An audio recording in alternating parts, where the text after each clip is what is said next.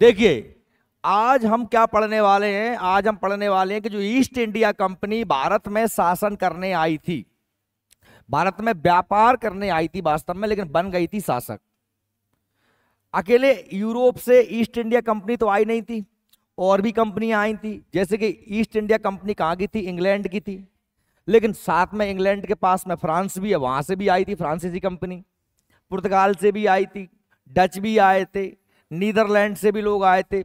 ये सभी यूरोप के लोग भारत में क्यों आए थे? व्यापार करने आए थे। और व्यापार करते करते ही ये बन गए क्या? शासक। अंग्रेजों के भारत में शासक बनने के लिए जो सबसे महत्वपूर्ण बात थी, जो सबसे महत्वपूर्ण युद्ध था, या जो सबसे महत्वपूर्ण क्षेत्र था, क्षेत्र भी कह दूं मैं, चाहे मैं कह दूं युद्ध, वो था, क्षेत्र था बंगाल, युद्ध था प्लासी का युद्ध। आपको मैंने बताया था कि भारत का जो बंगाल का क्षेत्र है, पूरा का पूरा पश्चिम बंगाल, बांग्लादेश, जिसमें उस समय बिहार भी आता था और उड़ीसा भी आता था, ये पूरा का पूरा जो एरिया था, ये शुरू से ही बड़ा समृद्ध क्षेत्र रहा है। आप चाहे तो मौर्य साम्राज्य के टाइम पे मगध साम्राज्य के समय से देख लीजिए। कौन सा क्षेत्र? बिहार, बंगाल, उड़ीसा। और यहीं पर महत्वपूर्ण घटना घटित होती है जब बंगाल का राजा बनता है सिराजुद्दौला। कौन बनता है? बात है 1757 की। कब की बात है? होश में बैठे रहना, मन इधर उधर किसी का भटके तो उसको रोक लेना। और मैं क्या कह रहा हूं ध्यान से सुनना, क्योंकि जो भी नए भी हैं तो उन्हें कुछ पते नहीं है, क्योंकि हिस्ट्री के बीच में आ गए हैं वो। अब आपको अपने आप को कनेक्ट करना है, आपको जोड़ना है कि हम कहाँ से पढ़ रहे हैं, क्या पढ़ रहे हैं। पहले का कुछ भी पता नहीं है, कोई दिक्कत नहीं है, मैं इस तरीके से चीज को उठाऊंगा कि आपको समझ में यहीं से आ जाएगा, पर बशर्ते आप सीखने के लिए तैयार हों। अब आपका मूड ही नहीं है सीखने का, आपका मन पंखा देखने में लगा है, तो फिर मैं कुछ नहीं कर पाऊंगा। सकल सूरत से यहाँ बैठे हो, मन कहीं और है, तो फिर दिक्कत हो जाएगी। इसलिए प्लीज सुनना क्या कह रहा हूं। तो अंग्रेजों ने प्लासी का जो युद्ध लड़ा, वो लड़ा था बंगाल के राजा सिराजुद्दौला से। और इस युद्ध में अंग्रेजों का जो उस समय गवर्नर था वो था क्लाइव। कौन था? वास्तव में वो गवर्नर नहीं था। आपको उस समय की कंडीशन पता है, मैंने जब आपको प्लासी युद्ध पढ़ाया था, मैंने ये बताया था कि अंग्रेजों की हालत बड़ी खस्ता थी। कहां पर? पूरे भारत में। क्यों थी?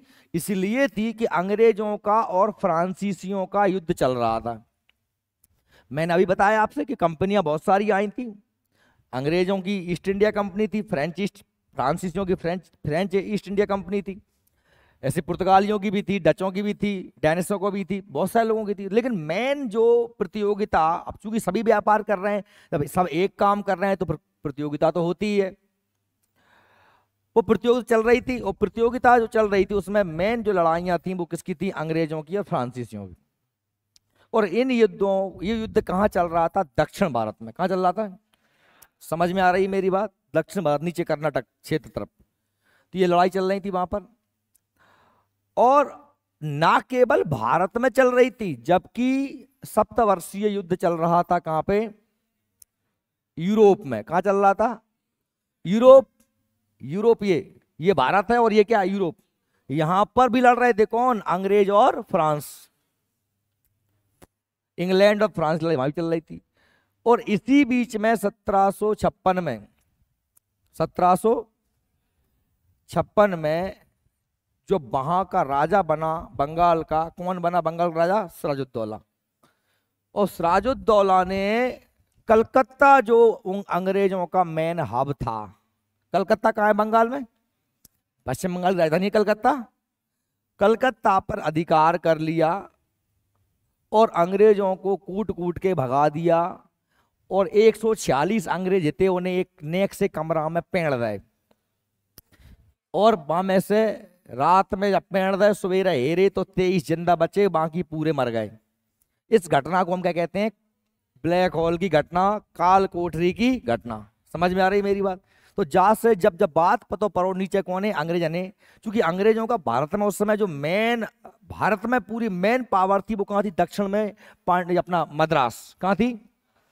मद्रास कहां है? तमिलनाडु में। चेन्नई का पुराना नाम क्या है? मद्रास। समझ में आ रही है मेरी बात? तो भैया जब उन्हें पता पर को अपने अंग्रेजों के संग ऐसा खतरनाक व्यवहार किया, तो फिर उन्होंने क्लाइव नामक एक व्यक्ति को भेजा था कहाँ, बंगाल, कि तू जा और इसका बदला ले सिराजुद्दौला से, कलकत्ता को छुड़ा या जो भी है। वो वहां पहुंचा, उसने कलकत्ता पे पुनः अधिकार कर लिया। वो जब ये बात दोबारा सूचना मिली सिराजुद्दौला को, कलकत्ता को दोबारा जीत लिया गया, कलकत्ता पर सिराजुद्दौला ने पुनः आक्रमण किया और फिर क्लाइव और सिराजुद्दौला की लड़ाई हुई। इस लड़ाई में सिराजुद्दौला हार गया पहली लड़ाई में। जब सिराजुद्दौला ने कलकत्ता को जीता था तब उसने कलकत्ता का नाम बदल दिया था, अलीनगर कर दिया था। क्या कर दिया था? तो फिर दोनों के बीच में जब ये दूसरे युद्ध में सिराजुद्दौला हार गया और क्लाइव जीत गया, तो दोनों के बीच में एक संधि हुई जिसका नाम था अलीनगर की संधि। क्या था, याद आ रहा है? अलीनगर की संधि में ये तय हो गया कि भाई जो है तुमने हम पे युद्ध किया, इसलिए सिराजुद्दौला जो है हमको, यानी हमको मतलब किसको, अंग्रेजों को क्या देगा, युद्ध के हार जाने के रूप में कुछ पैसा देगा, आगे से आक्रमण नहीं करेगा। ये बहुत सारी बातें हो गई। जो भी हुआ वो वहां की हम छोड़ देते हैं। हम यहाँ पर सब इसलिए कनेक्ट करना चाह रहा हूं, मैं ये पूरी कहानी वहां से क्यों उठा रहा हूं, इसलिए उठा रहा हूं कि आप समझ पाओ कि क्लाइव ने किस तरीके से षड्यंत्र करके झूठी साची आरोप लगाए सिराजुद्दौला पे। सिराजुद्दौला के लोगों को, मीर जाफर वगैरह सेनापति वगैरह को अपने साइड में मिला लिया, उन्हें लालच दे दिया कि भाई तू अभी हमारी मदद कर दे और जैसे ही अपन सिराजुद्दौला को हरा देंगे, मार देंगे, तो हम तुझे नवाब बनवा देंगे। किससे कह दिया? मीर जाफर से। वो मीर जाफर कौन था? उसका सेनापति था। बात समझ में आ रही मेरी? सेनापति कौन को? तो सिराजुद्दौला को मीर जाफर। क्लाइव ने कहा तू हमारी हेल्प कर दे, हम युद्ध के बाद बना देंगे तो राजा।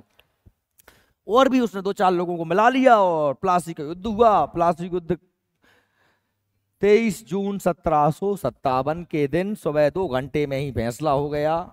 सिराजुद्दौला मारा गया, बंगाल पर कब्जा हो गया अंग्रेजों का, और अंग्रेजों ने जैसा कि प्रॉमिस किया था मीर जाफर से, उसे बंगाल का नवाब घोषित कर दी। अब घोषित कर दिया नवाब, तो चूंकि क्लाइव ने ही उसे नवाब बनाया था, तो वो हर काम क्लाइव से पूछ के ही करता। कौन? मीर जाफर। किसको बनाया है? मीर जाफर को बनाया। समझ में आ रही कि नहीं आ रही बात? सिराजुद्दौला हरवा कौन ने? मीर जाफर ने। कौन की कहवे पे? अंग्रेजन के कहवे पे। अंग्रेजन तन से कौन है? वो क्लाइव है। वो सुनना, डरना मत, ये मत सोचना अगर कोई जो नए बैठे हैं कि क्या हो रहा है, कुछ नहीं है। मैं हिंदी में बोल रहा हूं, तुम सुन लो, सीधी सीधी बात है ना? क्योंकि हमारे मन में पहली बार हम जब क्लास में बैठते हैं लगता है कि यार नए नई जगह गए हैं तो अजीब सा लग रहा हो। आवाज आ रही है कि पहले ये कंफर्म कर लेना मैं जो बोल रहा हूँ। क्यों चश्मा वाली दीदी, समझ में आ रहा है आपको? मेरी आवाज क्लियर आ पा रही है क्या आपको? ठीक है ना? सुन रही हो? तुम्हें आ रही है? तुम त्रिदेव हो, आ रही है? क्या हो रही है? वो गूंजेगी 2 दिन और, 2 दिन गूंजेगी, तीसरे दिन से गूंजना हो जाएगी बंद। पूछ का है, समझ गए? अपन जब नए नए कथम जाते हैं तो नेक अजीब सा तो लगता है, और 2-4 दिन नेक सबर करना पड़ता।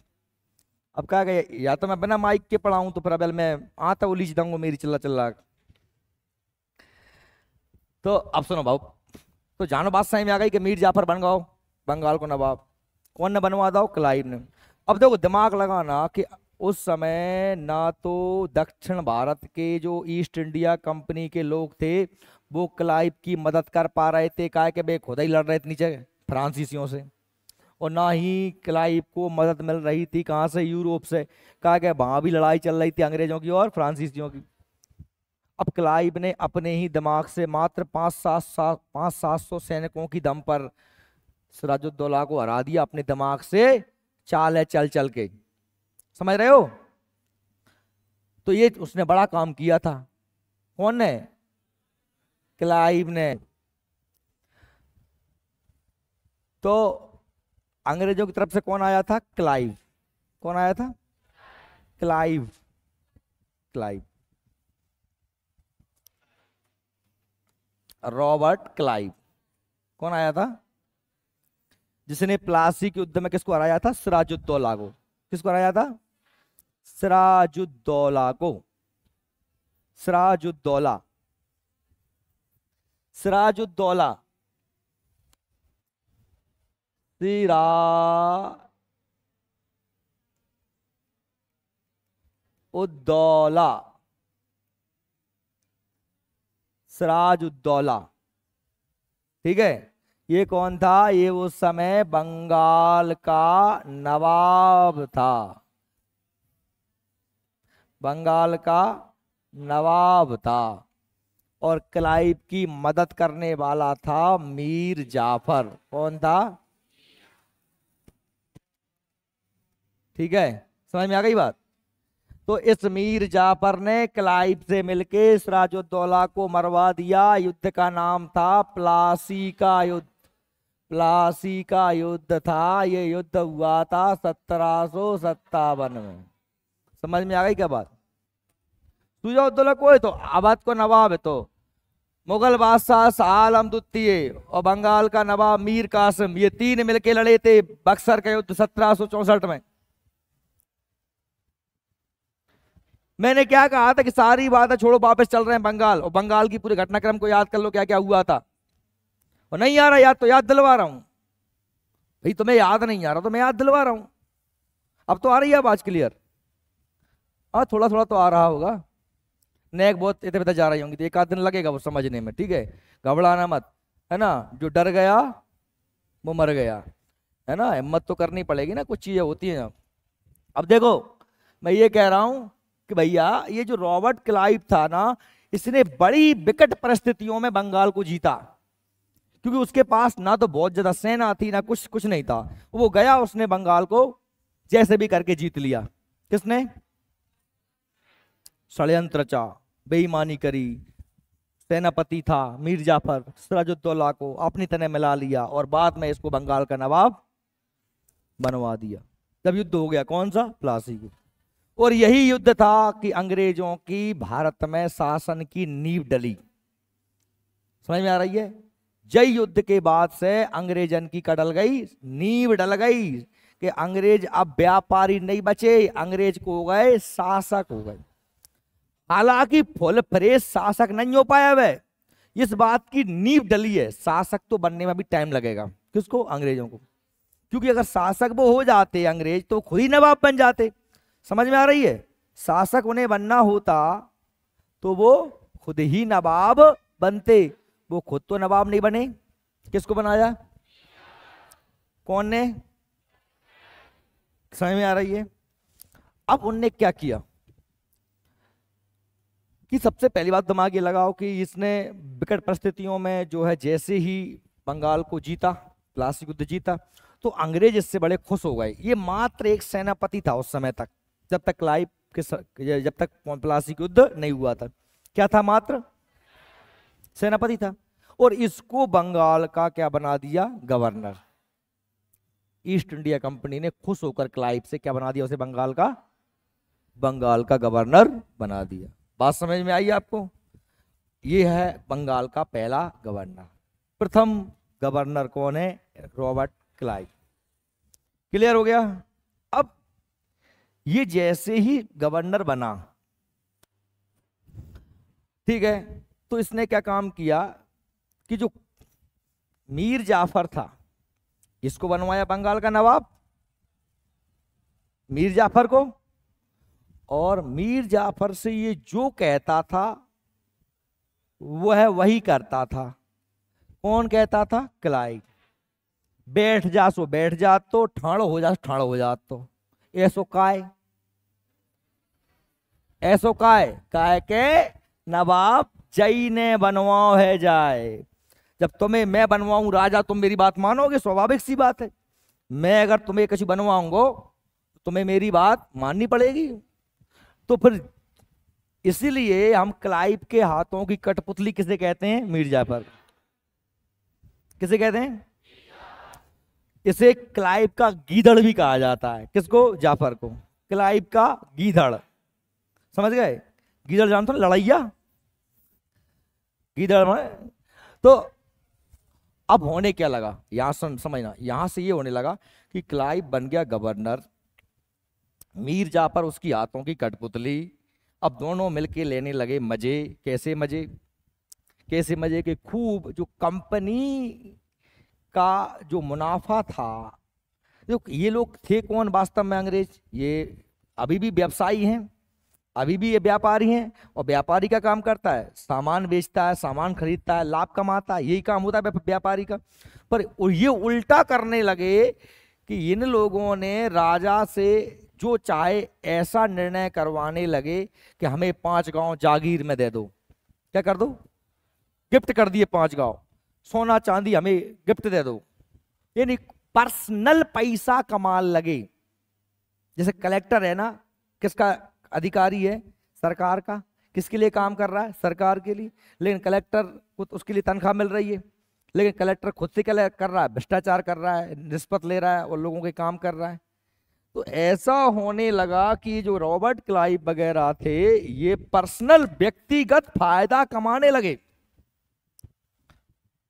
अच्छा, अब ये बात जब तुम सुनो, पैसा भी कैसे कमा रहे हैं? अनाप शनाप का है कि उनके हाथ में को है, वो राजा है, को है, समझ में आ रही बात मेरी?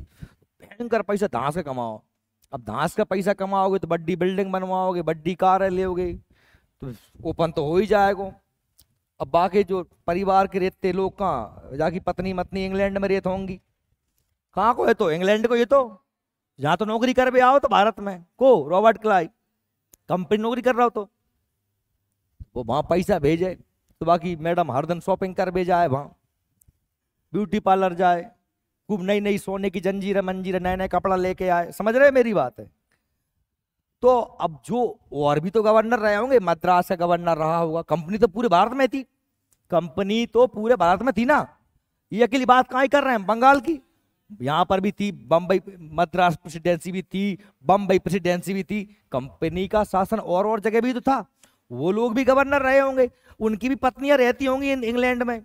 तो बे सोचे कि हमरो आदमी भी गवर्नर है गो, और हमरो आदमी तो हमें कछु नहीं दे, 1 रुपये दे के जाते, और जाके देखो हरदन जा बाजार जा रही है, सामान लेके जा रही है, आज जा कपड़ा ले आई, कल झुमका ले आई, परसों करधोनी बनवा लाई। समझ रहे मेरी बात? तो वो कंपनी के लोगों को जब पता चला कि यार ये क्लाइव तो नाटक कर रहा है, तो उन्होंने दिमाग पूछा कि आखिर ये नाटक हो कैसे रहा है। तो उन्हें मालूम चला कि जो जाफर था, मीर जाफर, उसको क्लाइव ने बनवाया था। क्लाइव गवर्नर बन गया, वो बन गया नवाब, दोनों मिलके क्या ले रहे हैं? मजे ले रहे हैं। तो कंपनी ने आदेश दिया कि इस क्लाइव को हटाओ, और वापस कहाँ भेज दिया? इंग्लैंड। और जो जाफर था ना, उसको भी हटाओ, उसकी जगह उसके ही दामाद जिसका नाम था मीर कासिम, इसकी जगह कौन आ गया? मीर कासिम। मीर कासिम। और क्लाइव को भगा दिया, खत्म हो गई कहानी। समझ में आ गई? तो अब क्या हुआ? ये चला गया, क्लाइव चला गया, मीर जाफर भी हट गया, कौन आ गया? मीर कासिम आ गया। अब देखो, उसके बाद आता है हॉलबेल, और उसके बाद आता है बेंसेंटाट। ये 2 व्यक्ति और आते हैं 1760 में। देखो 1757 1760 तक, 1757 का भाई थी प्लासी की लड़ाई भाई थी, और 1760 में जब इन्हें 3 साल खूब भ्रष्टाचार कर लो इनने, तो पता चल गो कंपनी ये, तो कंपनी ने हटा दो, कौन है? क्लाइव हटा दो, और नए आदमी भेज दो। कौन है भेज दो? हॉलबेल। तो बंगाल का दूसरा गवर्नर कौन हो गया? हॉलबेल होगा। हॉलबेल। तो हॉलबेल ने अच्छे सामान ना पाओ तो तुरंत उसने उसके बाद 60 में किसे भेजा? बेंसेंटाट को। किसको भेजा? ये रहा 4 साल, 1760 से 1764 तक। अब क्या होता है? इसी के समय एक धमाका हो जाता है। कौन के समय? बेंसेंटाट के समय। क्या धमाका होता है कि ये जो मीर जाफर को हटा करके मीर कासिम को बनाया था कंपनी ने, और क्लाइव को भेजा था लंदन। कहां भेजा था? इंग्लैंड। इंग्लैंड की राजधानी लंदन। तो जो मीर जो कासिम है ना भैया, इसके मन में आ गई बेईमानी। कब बेईमानी आ गई? क्या मैं इन अंग्रेजों की बातें मानकर ही काम क्यों करूं? ये अंग्रेजों को मैं फ्री व्यापार करने की अनुमति दे रहा हूं कि तुम पूरे बंगाल में फ्री व्यापार करो, तुम पे कोई टैक्स नहीं लगेगा, क्योंकि वो 1717 का कंपनी का मैग्ना कार्टा फर्रुखसियार वाला लागू था, अगर आपको याद हो तो उसने क्या काम किया? देखो भाई, तुम तो मजे ले ही रहे हो, हमारे भारत के व्यापारी क्यों परेशान रहे, इसलिए उसने भारत के व्यापारियों को कर से छूट दे दी। उसने राजधानी बदल दी, मुंगेर, मुर्शिदाबाद से कहां ले आया? मुंगेर ले आया। इतना बड़ा काम कर दिया कि बंगाल की राजधानी चेंज कर दी और अंग्रेजों से उसने पूछा ही नहीं। किसने? मीर कासिम। और उसने भारतीय व्यापारियों को कर में क्या दे दी? छूट दे दी। तो इससे अंग्रेज हो गए नाराज कि यार तुझे नवाब हमने बनाया है और तू अपनी मर्जी से कुछ भी कर रहा है। तो उन्होंने इसे हटाने का निर्णय ले लिया। इससे अच्छा तो मीर जाफर ही था। उन्होंने सोचा कि इससे अच्छा तो ये भला आदमी जो मीर कासिम था, इसको समझ में आ गया कि मैं तो हटने वाला हूं। तो इसने दिमाग लगाया क्यों ना इन अंग्रेजों को अपन कूट दें। अब मैं अकेला तो कूट नहीं पाऊंगा, इसलिए उसने दिमाग लगाया कि अपन चलते हैं बंगाल से उत्तर प्रदेश में। उत्तर प्रदेश में एक राज्य था, इसका नाम था अवध। क्या नाम था? अयोध्या के आसपास का क्षेत्र। कौन था? अवध नाम का राज्य था। उसके राजा थे सूजा उद्दौला। ये जो कह रहा था सूजा उद्दौला, कौन सा? सूजा उद्दौला। जो है सिराज उद्दौला, ऐसे लिख लो यहां पर सूजा, सूजा उद्दौला। ठीक है। तो सूजा उद्दौला के पास गया, उसने कहा मीर कासिम ने कि भाई साहब ये अंग्रेज तो कोई के मीत नहीं है, ये तो मुझे भी हटाए फिर रहे हैं और ये कल बंगाल पे कब्जा कर लेंगे। तुम भी बंगाल में ही होगे, बंगाल के, तुम भी बंगाल के पास ही तो हो, तो तुम पे भी आक्रमण कर सकते हैं कौन? इसलिए तुम मेरी हेल्प करो। और बाई टाइम पे मुगल बादशाह, मुगल बादशाह मतलब कौन? जो भारत के बादशाह थे, बाबर, अकबर, हुमायूं, नाम सुना है? जहांगीर, शाहजहां, उनके परिवार के लोग। मुगल बादशाह उस समय कौन थे? शाह आलम द्वितीय। कौन थे? शाह आलम। शाह आलम कौन थे? मुगल बादशाह। ये थे मुगल बादशाह।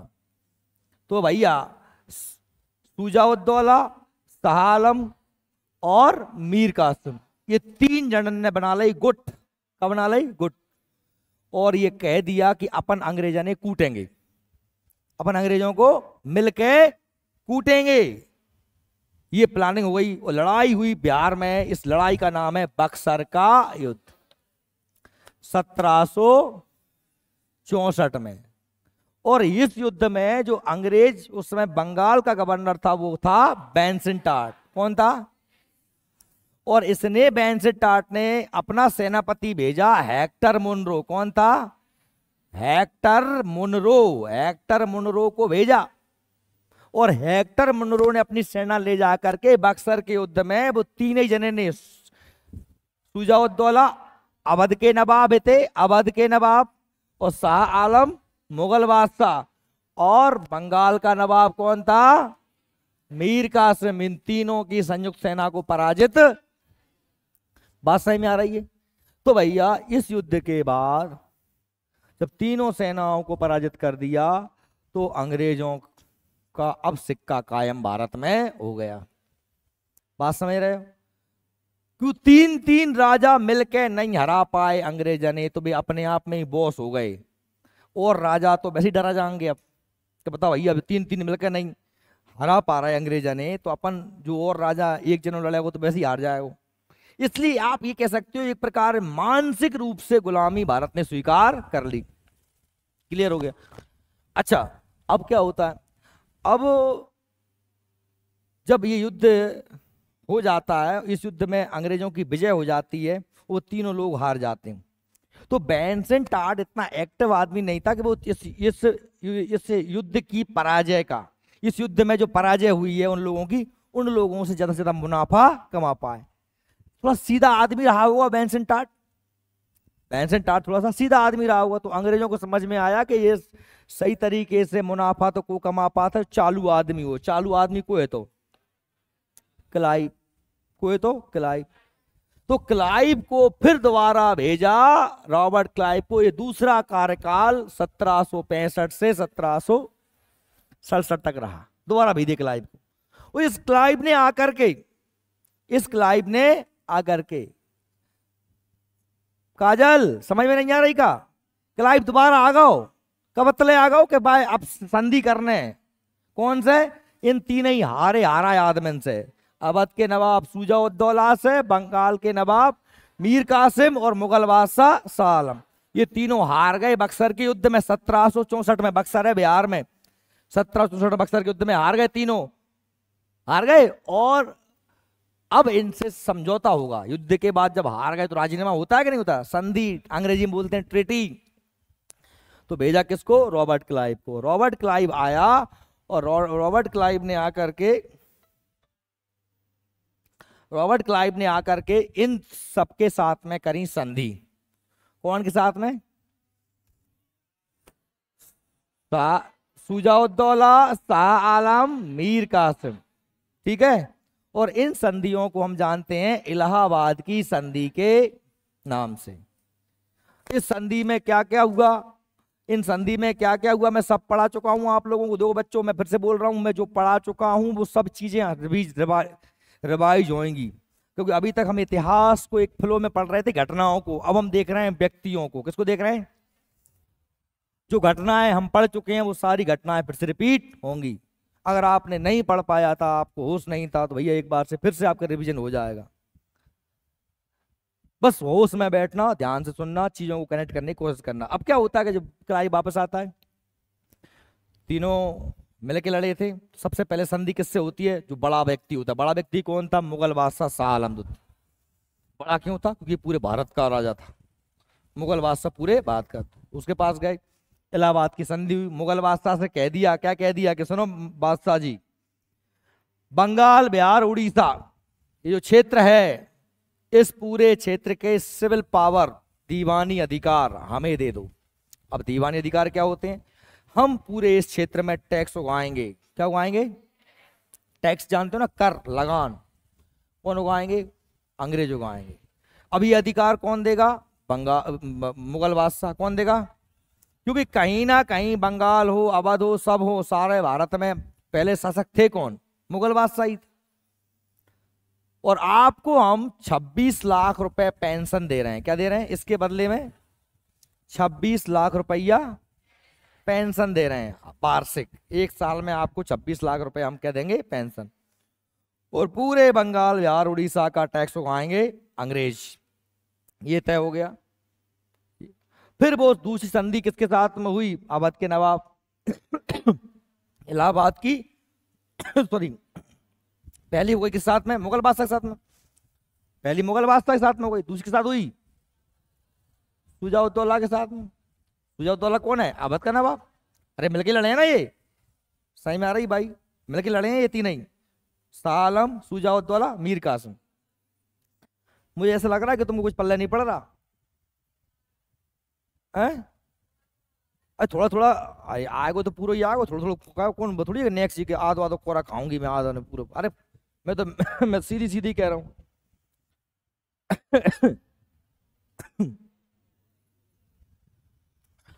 घुमाए पराबिक बतराने नहीं है कछु, सीधी सीधी सी बात है। ये तीन ही मिलकर लड़े, हार गए, कहानी खत्म। अब मिलकर लड़े तीन ही, कौन से लड़े थे, अंग्रेज लड़े थे। लड़ाई कहाँ की भाई थी, बक्सर की लड़ाई भाई थी। तीन तीन बार, चार चार बार बोल रहा हूँ, है ना। दिमाग में नहीं जा रहा है तो ठांसो थोड़ा सा, ऐसे ऐसे मार लो, नहीं बैठ जाए दिमाग। तो भाई क्या होता है, संधि हो गई। अब संधि हो गई तो इसके बाद में ये बहुत बड़ा अधिकार मिल गया अंग्रेजों को, क्या, दीवानी अधिकार। काय के तहत, संधि के तहत। दीवानी मतलब क्या, टैक्स उगाने का अधिकार। समझ रहे हैं मेरी बात। तो रॉबर्ट क्लाइव का जब दूसरा कार्यकाल में आया वो, तो उसने इलाहाबाद की संधि की तीनों लोगों के साथ, शुजाउद्दौला, शाह आलम, मीर कासिम, क्योंकि तीनों हारे थे बक्सर के युद्ध में। समझ में आई बात। और इस संधि के तहत क्या मिला उन्हें, बंगाल, बिहार, बंगाल की प्लस बिहार और प्लस उड़ीसा, इन तीनों की क्या मिल गई, दीवानी। क्या मिल गई, दीवानी मतलब होता है टैक्स उगाने का पावर। अच्छा, टैक्स कौन उगाता है, सरकार उगाती है, राजा उगाता है, जो शासक होता है वो टैक्स लेता है। हम किसको टैक्स देते हैं, गवर्नमेंट टैक्स देते हैं। ये तो गवर्नमेंट नहीं है अंग्रेज, अंग्रेज तो कंपनी है। गवर्नमेंट तो कौन है, नवाब है बंगाल का। और नवाब खुद ही हार चुका था, नवाब तो बेचारा चुपचाप डला हुआ था। तो उन्होंने फिर जब ये दोनों से निपटाए, शुजाउद्दौला से भी निपट लिया, सालम से भी निपट लिया, इलाहाबाद की पहली संधि, इलाहाबाद दूसरी संधि, और फिर आते हैं वो किसके पास, मीर कासिम के पास, कि तू बहुत ज्यादा हीरो बन रहा था, तू हट। इसको हटा दिया और वापस से किसको बना दिया, मीर जाफर को बना दिया। समझ में आ गई बात? पहले मीर जाफर बना था, हटा के किसको बनाया था? मीर कासिम को। और फिर इसने बक्सर के युद्ध कर दिया मीर कासिम ने, तो इसको फिर हटा के बक्सर से बना दिया मीर जाफर को बना दिया।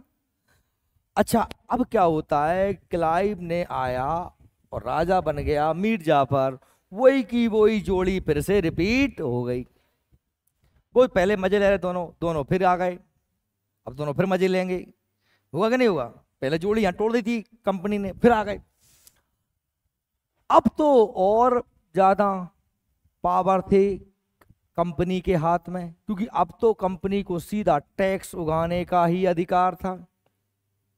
तो कंपनी के लोगों में और ज्यादा भ्रष्टाचार व्याप्त हो गया। राजा से खूब वो उपहार लेते, गिफ्ट लेते, रियासतें लेते, पर्सनल मुनाफा कमाते, और कंपनी को लग रहा घाटा, कंपनी को लग रहा घाटा।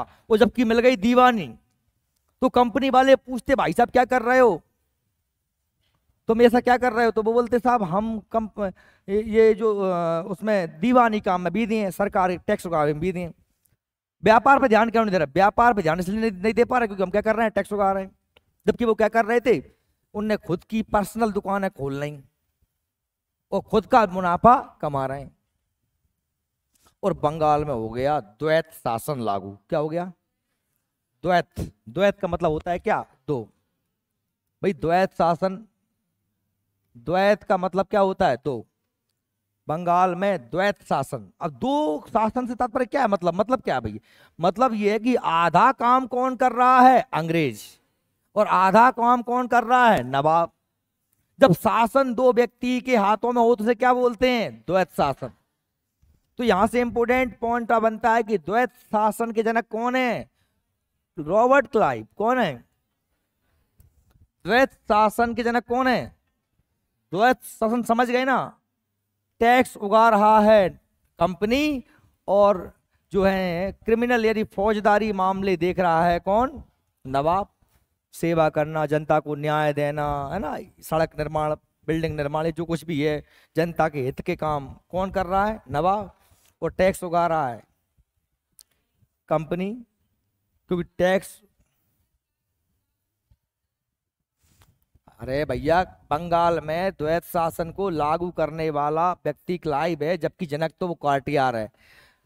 हाँ मुझे पता है, मैंने बंगाल की बात कर रहा हूँ। मैंने द्वैत शासन की जनक भारत में या दुनिया में ओवरऑल देखा जाए तो लियोनस कार्टियर आता है, पर मैं अभी बंगाल से बाहर गया ही नहीं हूं मैं।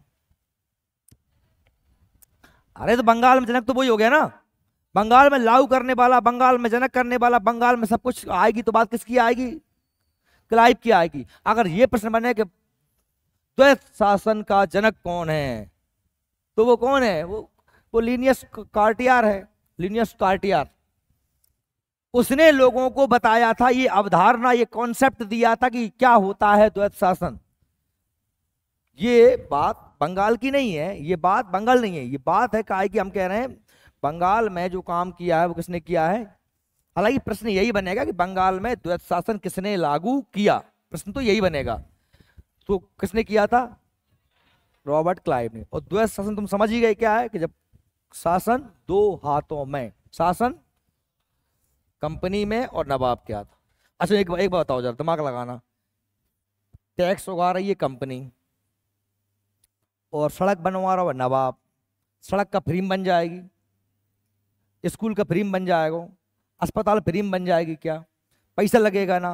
पैसा कौन उगा रहा है? कंपनी। तो ये अब राजा का घर से काम कर देगा नवाब। तो जनता के हित के काम होने हो गए बंद। काय कि जब पैसा ही नहीं आएगा तो नवाब कहां से करेगा? पैसा उगा के कंपनी वाले दे ही ना रहे थे उन्हें राजा है। इससे क्या फैल गई? अव्यवस्था फैल गई। इससे बंगाल में बहुत ज्यादा जनता में असंतोष व्याप्त हो गया। जनता गुस्सा हो गई कि भाई यार तो हम टैक्स तुम हमसे ले ही रहे हो और तुम कछु काम ही नहीं कर रहे, ना स्कूल में, ना सड़क में, ना इलाज में, कुछ भी नहीं कर रहे। तो जनता ने क्या कर दिया? आंदोलन शुरू कर दिए बंगाल में। अच्छा दूसरी बात, ये व्यक्तिगत मजे ले ही रहे थे, ये तो ये भी पता कंपनी को था। तो कंपनी ने फिर क्लाइव को हटा करके और व्यक्तियों को भेजे, जिनमें कौन था? एक बेरेलस्ट और फिर कार्टियर, बेरेलस्ट को भेजा, कार्टियार को भेजा, 1767 से 59 तक रहा, इसने भी ढंग से नहीं संभाल पाया। फिर कार्टियार को भेजा 1769 से 72 तक, ये भी आए। अब ये इंपोर्टेंट, ना बेरेलस्ट इंपोर्टेंट है, ना कार्टियर इंपोर्टेंट है, ना बेंसेंटार्ट इंपोर्टेंट है, ना हॉलबेल इंपोर्टेंट है। इंपोर्टेंट तो सीधा क्लाइव के बाद में कौन आ जाता है, वारेन हेस्टिंग। ये पढ़ सकते हो, लेकिन ये हमारे इनने कुछ ऐसा किया नहीं ना जिनके इसलिए इन्हें पढ़ा जाए। भाई कार्टियार आया, बंगाल में अकाल पड़ा उसके समय में। वारेन हेस्टिंग जब आता है, वारेन हेस्टिंग ये सबसे महत्वपूर्ण, वारेन हेस्टिंग जब आता है तो कंपनी इस समय समझ चुकी थी, कंपनी इस समय समझ चुकी थी कि भाई भारत की कंडीशन, बंगाल की कंडीशन बहुत बेकार है। क्या कंडीशन बेकार है कि बंगाल में चल रहा है द्वैत शासन। का चल रहा है द्वैत शासन। समझ गए कि पैसा उगा रही है कंपनी और व्यवस्था के काम देख रहा है नवाब। फौजदारी पावर नवाब के पास, दीवानी पावर कंपनी के पास। दीवानी को अपन सिविल भी कह सकते हैं और फौजदारी को क्रिमिनल भी कह सकते हैं, ठीक है, अंग्रेजी में। तो वारेन हेस्टिंग ने सबसे पहले तो आकर के ये बंगाल में जो द्वैत शासन था इसको समाप्त कर दिया। क्या कर दिया? द्वैत शासन की समाप्ति। यानी कि नवाब से जा कह दई कि नवाब अब तुम घर बैठो, सबरे काम हम ही देखेंगे। तो नवाब की कहानी खत्म। अब पूरा पावर, सबरे पावर, यानी बंगाल के बॉस कौन हो गए? कौन हो गए? अंग्रेज हो गए, राजा ही हो गए, अब बेको हो गए, शासक ही हो गए। क्या कहे, दीवानी मामले भी उन पे आ गए, फौजदारी मामले भी उन पे आ गए, सारे मामले, सारे पावर अंग्रेजों के पास। नवाब की कहानी खत्म। अच्छा, अब ये था कि ये तो ठीक है, एक उसने स्टेप ले लिया कि भाई अपन क्या करते हैं, द्वैत शासन की वजह से जनता में ज्यादा गुस्सा है, इसलिए द्वैत शासन समाप्त कर दिया, पूरी पावर हम ले लेते हैं। लेकिन दूसरा एक और मुद्दा था कि कंपनी के जो अधिकारी भ्रष्टाचार कर रहे हैं, इन पे कैसे कंट्रोल किया जाए। ये पर्सनल जागीरें ले रहे हैं, गिफ्ट ले रहे हैं, ये सारी चीजें ले रहे हैं, ये अपनी खुद की दुकान चला रहे हैं। इस बात के लिए जो है कंपनी ने एक निर्णय लिया, कंपनी ने एक निर्णय लिया कि हम अब एक कानून लेके आते हैं कंपनी के कर्मचारियों को कंट्रोल करने के लिए, भ्रष्टाचार से मुक्त करने के लिए, सही तरीके से नियम से काम करने के लिए। और ये भारत के इतिहास में अंग्रेजों के द्वारा लाया गया पहला कानून है।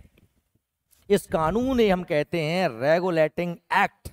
Regulating act 1773। कब आया था? 1773। याद कर लेना, ये भारतीय संविधान की नींव पड़ रही है यहां से। हम पहली बार संविधान बनाने, हमारा संविधान भले ही 1850 में 1950 में लागू हुआ है, लेकिन हमारे संविधान की नींव यहीं से पड़ी है। यानी पहली गड्ढा खोद के पहली जो है ईंट रखी हो गई। 1750 का रेगुलेटिंग एक्ट बना था, अंग्रेजी कंपनी के अधिकारी कर्मचारियों को कंट्रोल करने के लिए, भ्रष्टाचार से मुक्त करने के लिए, बंगाल में ढंग से शासन चलाने के लिए।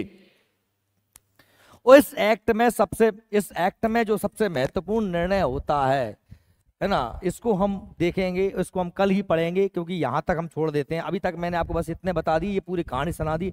ये सब बंगाल के गवर्नर थे और बड़े बड़े निर्णय होते हैं इस एक्ट में, उसको हम कल पढ़ेंगे, ठीक है? ओके।